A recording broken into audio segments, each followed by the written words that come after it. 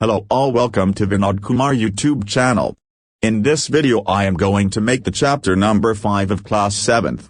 The name of the chapter is Rulers and Buildings. Figure 1 shows the first balcony of the Khajuraho.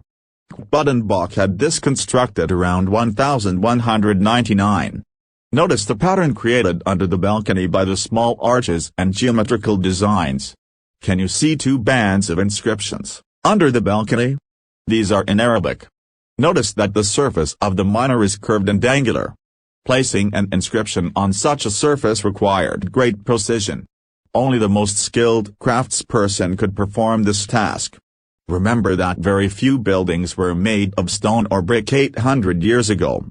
What would have been the impact of a building like the Khajuraho on observers in the 13th century? Between the 8th and the 18th century, kings and their officers built two kinds of structures. The first were forts, palaces, garden residences and tombs, safe, protected and grandiose places of rest in this world and the next. The second were structures meant for public activity, including temples, mosques, tanks, wells, caravanserais and bazaars. Kings were expected to care for their subjects, and by making structures for their use and comfort, rulers hoped to win their praise. Construction activity was also carried out by others, including merchants. They built temples, mosques and wells. However, domestic architecture, large mansions, palaces, of merchants, has survived only from the 18th century. Engineering skills and construction monuments provide an insight into the technologies used for construction. Take something like a roof for example. We can make this by placing wooden beams or a slab of stone across four walls. But the task becomes difficult if we want to make a large room with an elaborate superstructure. This requires more sophisticated skills. Between the 7th and 10th centuries, architects started adding more rooms, doors and windows to buildings. Roofs, doors and windows were still made by placing a horizontal beam across two vertical columns, a style of architecture called trabeate or corbelled. Between the 8th and 13th centuries, the trabeate style was used in the construction of temples, mosques, tombs and in buildings attached to large stepped wells, balis. Temple construction in the early 11th century. The Khajuraho Temple dedicated to Shiva was constructed in 999 by the king Dhanadeva of the Chandala dynasty. Is the plan of the temple. An ornamented gateway led to an entrance, and the main hall, Mahamandapa, where dances were performed. The image of the chief deity was kept in the main shrine, Garbhagriha. This was the place for ritual worship where only the king, his immediate family, and priests gathered. The Khajuraho Complex contained royal temples where commoners were not allowed entry. The temples were decorated with elaborately carved sculptures. The Khajuraho Temple at Thanjavur had the tallest shikhara amongst temples of its time. Constructing it was not easy because there were no cranes in those days and the 90-ton stone for the top of the shikhara was too heavy to lift manually. So the architects built an inclined path to the top of the temple, placed the boulder on rollers and rolled it all the way to the top. The path started more than 4 kilometers away so that it would not be too steep. This was dismantled after the temple was constructed. But the residents of the area remembered the experience of the construction of the temple for a long time.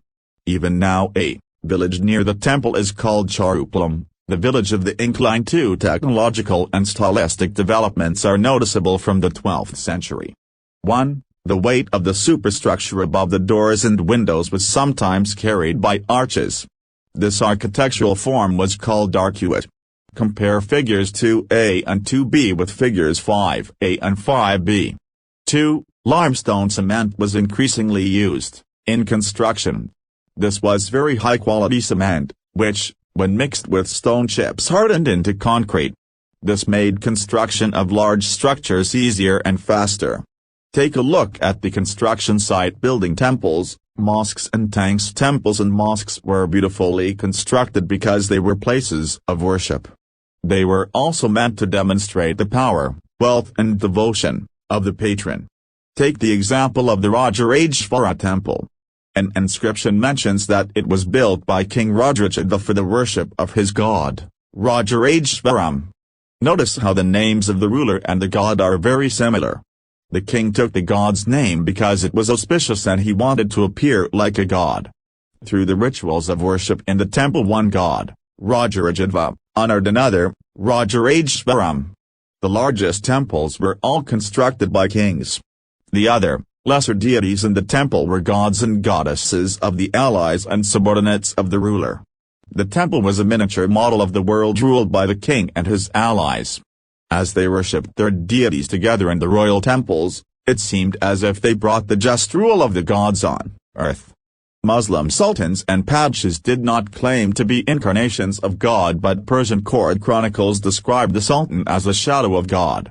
An inscription in the Quat al-Islam mosque explained that God chose Aladdin as a king because he had the qualities of Moses and Solomon, the great lawgivers of the past. The greatest lawgiver and architect was God himself. He created the world out of chaos and introduced order and symmetry as each new dynasty came to power. Kings wanted to emphasize their moral right to be rulers.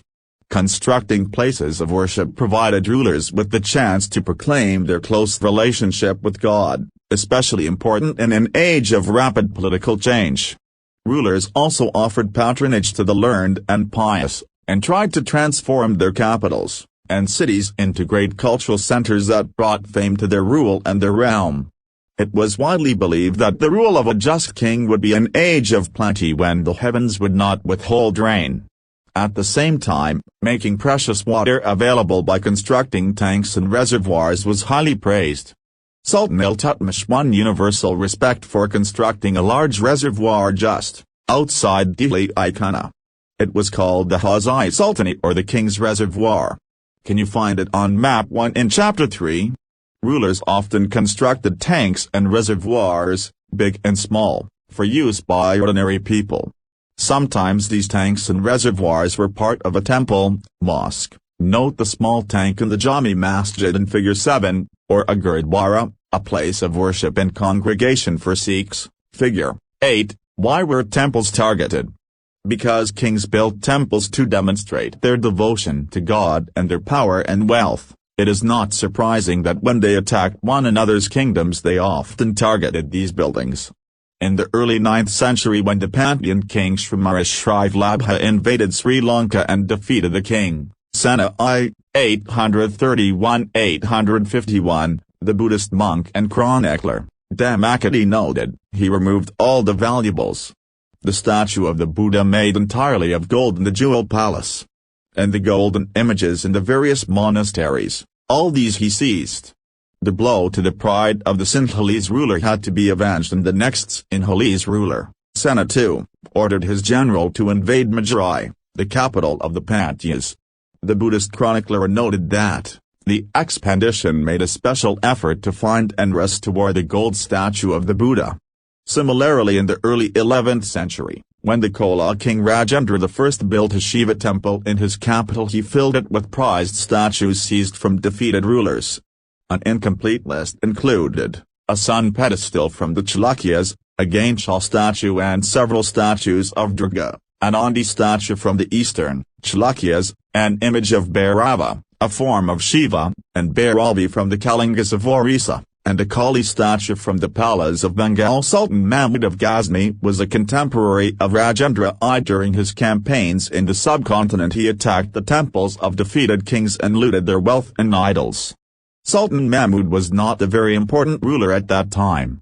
But by destroying temples especially the one at Somnath, he tried to win credit as a great hero of Islam. In the political culture of the Middle Ages, most rulers displayed their political might and military success by attacking and looting the places of worship of defeated rulers. Gardens, tombs and forts under the Mughals, architecture became more complex.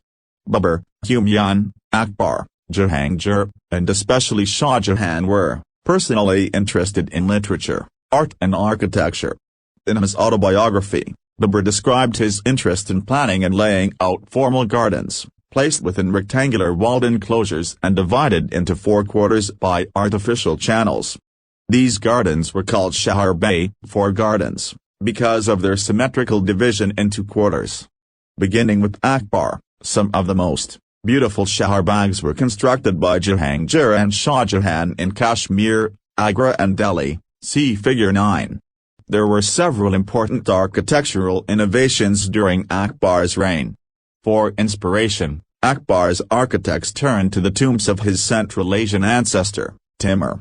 The central towering dome and the tall gateway, Peshtak, became important aspects of Mughal architecture, first visible in Humayun's tomb.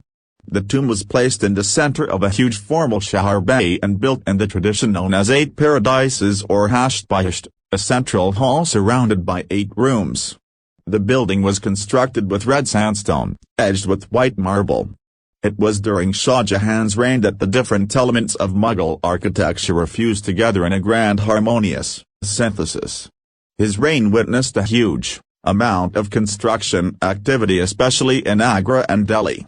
The ceremonial halls of public and private audience, the Maikas were carefully planned.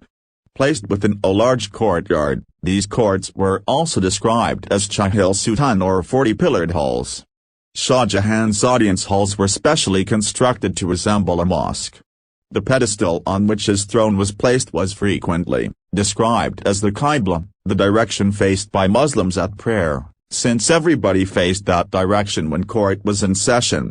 The idea of the king as a representative of God on earth was suggested by those architectural features. The connection between royal justice and the imperial court was emphasized by Shah Jahan in his newly constructed court in the Red Fort at Delhi. Behind the emperor's throne were a series of Bhattacharya inlays that depicted the legendary Greek god Orpheus playing the lute. It was believed that to Orpheus's music could calm ferocious beasts until they coexisted together peaceably. The construction of Shah Jahan's audience hall aimed to communicate that the king's justice would treat the high and the low as equals, creating a world where all could live together in harmony. In the early years of his reign, Shah Jahan's capital was at Agra, a city where the nobility had constructed their homes on the banks of the river Yamuna. These were set in the midst of formal gardens constructed in the Shaharbagh format. The Shaharbagh garden also had a variation that historians describe as the riverfront garden. In this, the dwelling was not located in the middle of the Shaharbagh but at its edge, close to the bank of the river. Shah Jahan adapted the riverfront garden in the layout of the Taj Mahal, the grandest architectural accomplishment of his reign. Here the white marble mausoleum was placed on a terrace by the edge of the river and the garden was to its south. Shah Jahan developed this architectural form as a means to control the access that nobles had to the river. In the new city of Shahjahanabad that he constructed in Delhi, the imperial palace commanded the riverfront. Only specially favored nobles, like his eldest son Darashaka, were given access to the river. All others had to construct their homes in the city away from the river Yamuna. Region and empire. As construction activity increased between the 8th and 18th centuries, there was also a considerable sharing of ideas across regions. The traditions of one region were adopted by another.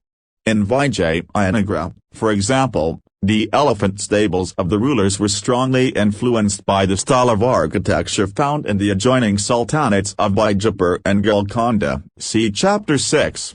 In Vrindavan, near Mathura, temples were constructed in architectural styles that were very similar to the Mughal palaces in Fatehpur Sikri. The creation of large empires that brought different regions under their rule helped in this cross-fertilization of artistic forms and architectural styles. Mughal rulers were particularly skilled in adapting regional architectural styles in the construction of their own buildings. In Bengal, for example, the local rulers had developed a roof that was designed to resemble a thatched hut. The Mughals liked this Bangla dome, see figures 11 and 12 in Chapter 9, so much that they used it in their architecture. The impact of other regions was also evident. In Akbar's capital at Fatehpur Sikri, many of the buildings show the influence of the architectural styles of Gujarat and Malwa. Even though the authority of the Mughal rulers waned in the 18th century, the architectural styles developed under their patronage were constantly used.